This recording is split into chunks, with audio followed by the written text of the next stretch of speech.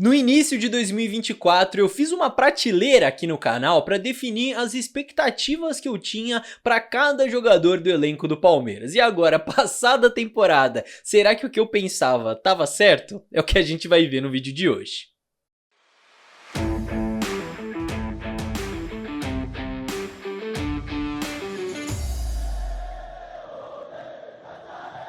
Salve, salve você que acompanha a Análise Verdão aqui no YouTube, meu nome é Leonardo Suzuki, sejam muito bem-vindos a mais um vídeo.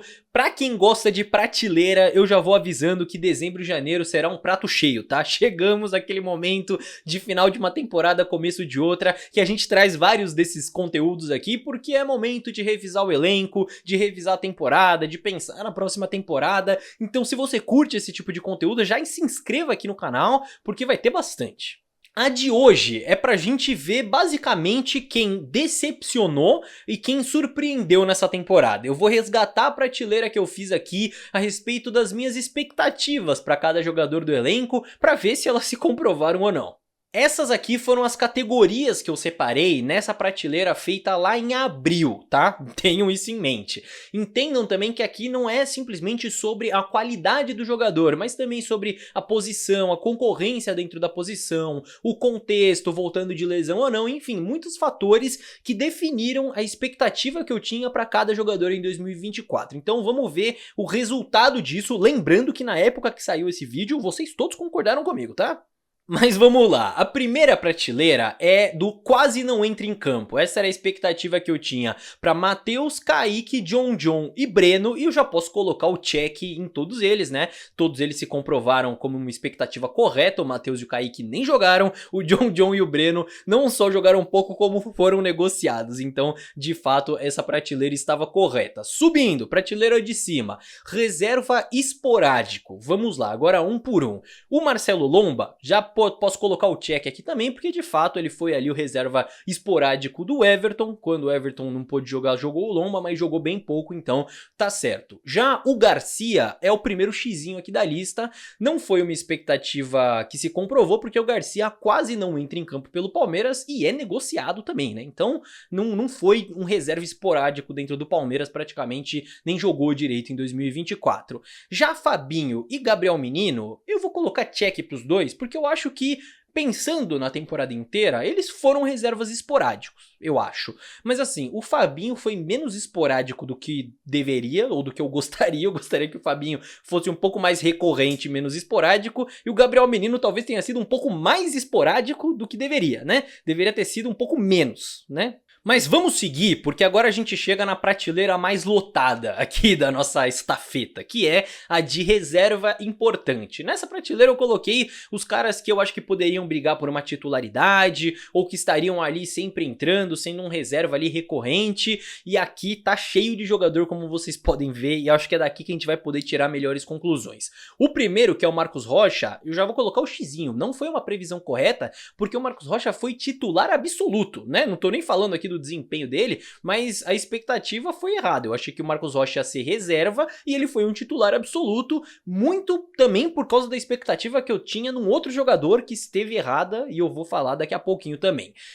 O Luan, eu vou colocar o sinal neutro não só no Luan como no Luiz Guilherme, que tá ali na frente também, porque o Luan também saiu pro Toluca, o Luiz Guilherme saiu pro West Ham, nem tem como a gente avaliar muito bem a temporada, então vou deixar eles ali no neutro, certo?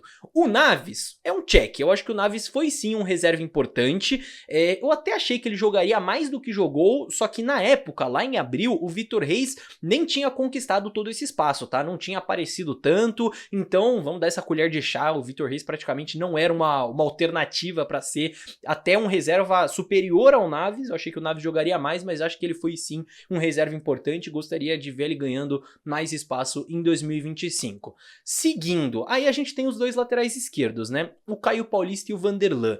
E aqui é uma questão de interpretação, eu acho, para dizer se eu acertei na expectativa ou não. Porque assim, levando em conta que o Piquerez se lesionou, os dois foram reservas importantes porque era importante que o Palmeiras tivesse reservas para a lateral esquerda.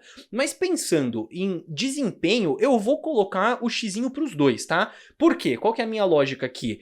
Nenhum dos dois conseguiu provar que pode ser o reserva do Piquerez que o Palmeiras espera. O Vanderlan, existia essa expectativa em cima dele, ele não conseguiu cumprir. O Caio Paulista começou muito mal a temporada, teve um bom momento, mas depois já voltou ao que era antes. Então, os dois foram importantes para suprir a ausência do Piquerez, mas nenhum dos dois conseguiu suprir a altura. O Rios é outro que tá com a expectativa errada aí, mas dessa vez pro positivo, né? O Rios eu achei que ia ser um reserva importante e foi um titular absoluto do time. E aqui é o mesmo caso do Marcos Rocha, eu achava que o Rios seria reserva muito por causa da minha expectativa em outro jogador, que a gente fala daqui a pouquinho. O Rômulo é uma expectativa errada, imaginei que o Rômulo poderia ser mais usado, seria um reserva importante. E o Rômulo deveria estar na categoria quase não entra em campo, porque isso foi o que a gente viu do Rômulo em 2024. Obviamente que não por culpa dele, né? O Rômulo não tem como se escalar.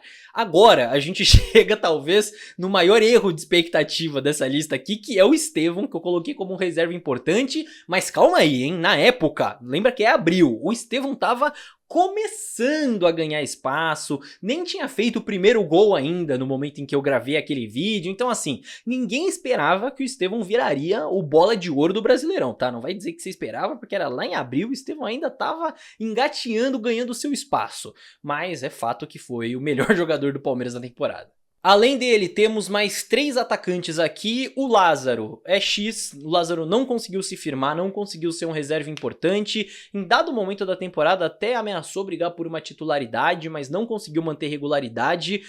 O Bruno Rodrigues também não foi uma expectativa certa, aí não por culpa dele, né? Pô, o cara lesionou 2 vezes, então nem teve oportunidade de talvez virar um reserva importante. Não jogou praticamente, e o Rony também não conseguiu ser um reserva importante. Pro Abel ele até foi, né, porque ele jogou pra caramba, entrou pra caramba, mas foi uma temporada bem ruim do Rony. Subindo de prateleira, chegamos agora aos jogadores que eu tinha expectativa de serem titulares fundamentais, pilares do time titular do Palmeiras. O Everton é check, é ok aqui. Claro que a temporada dele acaba ficando marcada pelas falhas contra o Corinthians, né? Uma no Paulistão e outra no Brasileirão, mas o Everton foi um titular fundamental do Palmeiras. Em nenhum momento a titularidade dele esteve ameaçada, então é óbvio que a expectativa estava correta. E aqui a gente tem o Mike. O Mike é xizinho, o Mike não conseguiu jogar essa temporada. Eu tinha colocado o Marcos Rocha na categoria de baixo justamente porque eu esperava ver o Mike inteiro fisicamente, tomando essa vaga como titular. Não foi o que aconteceu, o Mike esteve bem abaixo das expectativas. Já o Murilo, não foi a melhor temporada do Murilo, obviamente, mas ele foi um titular do time praticamente absoluto, então claro que a expectativa estava correta. Do Piquerez também, né? Enquanto ele jogou, ele foi titular absoluto, ninguém ameaçou a titularidade dele e ele se mostrou inclusive um titular fundamental por causa de tudo que eu falei a respeito de Caio Paulista e Vanderlan, né, que não se mostraram reservas à altura.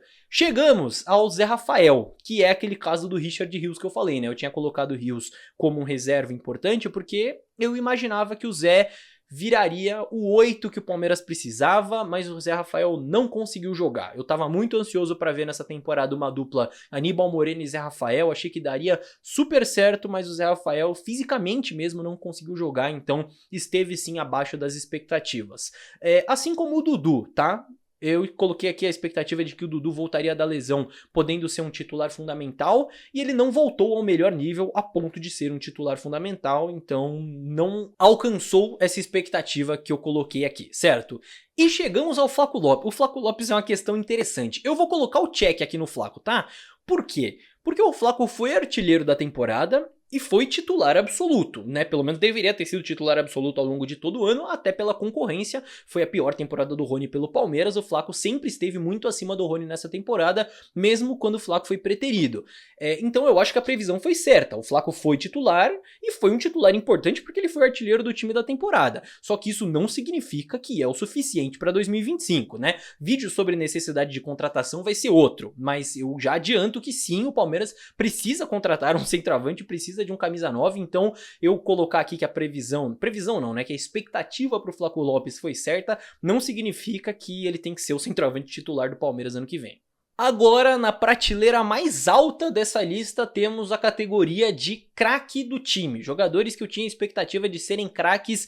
O primeiro é o Gustavo Gomes, que foi até uma opinião um pouco controversa na época, mas a minha justificativa eu lembro que foi: o Gomes é o Gomes, independente da temporada de 2023 dele ter sido ruim, a minha expectativa com o Gomes sempre vai ser alta, porque ele é um baita de um zagueiro. Ele não conseguiu alcançar essa expectativa de craque do time.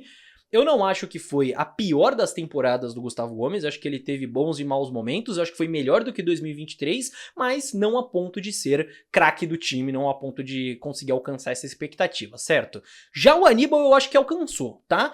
O final de temporada do Aníbal é bem ruim, mas eu acho que muito mais pelo coletivo do que por ele individualmente. Ele individualmente, na minha opinião, foi um dos mais regulares do Palmeiras em 2024. Eu coloco ele no top 3 jogadores do Palmeiras nessa temporada, então eu acho que foi uma expectativa que se provou dentro de campo, sim. Assim como o Rafael Veiga.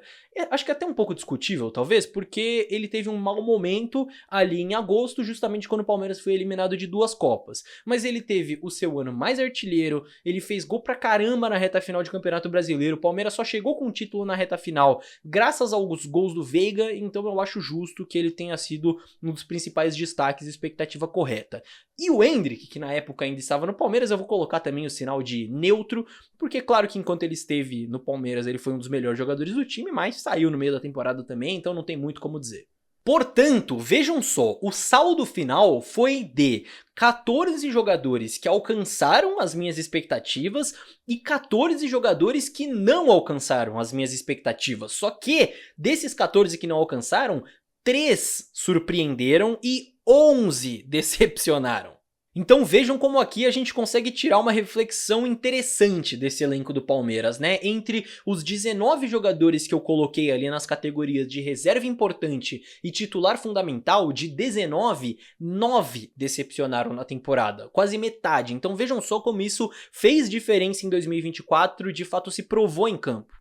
E agora eu quero saber a sua opinião. O que você acha de tudo isso? Manda nos comentários, lembrando que essa foi mais uma revisão das expectativas, né, dessa temporada, mas eu quero fazer outras prateleiras, outras brincadeiras aqui com vocês, pra de fato analisar o desempenho dos jogadores do Palmeiras em 2024, pra pensar no elenco pra 2025, enfim, comente aqui se você curte esse tipo de vídeo aqui no canal também, né? E se você gostou dessa análise aqui, tenho certeza que também vai gostar deste conteúdo que está na sua tela. Para assistir é só clicar e se divertir.